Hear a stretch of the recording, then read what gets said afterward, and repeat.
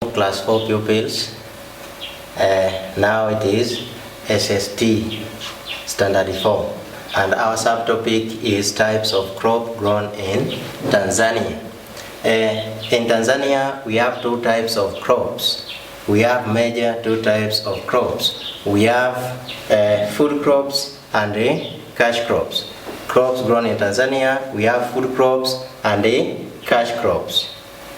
Now, let us start with food crops. Food crops are sometimes called subsistence crops. Food crops are sometimes called subsistence crops. These crops are grown for food purposes. Food crops are grown for food purposes.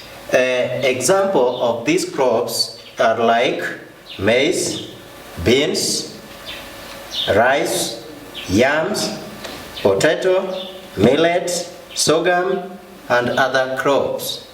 These are common crops that we can see at home: maize, beans, rice, yams, potato, millet, and sorghum. These are known as food crops. They are grown mainly for food.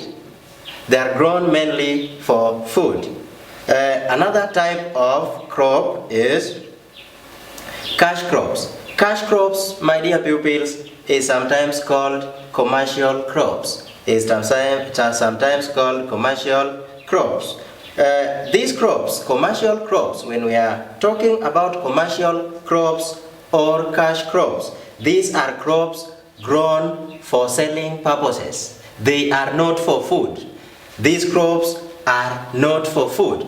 They are grown for selling purposes. Example of these crops are like tobacco, we have coffee, we have sisal, we have cotton, we have tea, we have pyrethrum, we have cloves, we have palm oil, we have rubber, we have cocoa, we have cashew nuts, and other kinds of cash crops. So these crops are grown mainly for selling purposes. And the difference between cash crop and a subsistence crop or food crop is that these cash crops are grown in a large area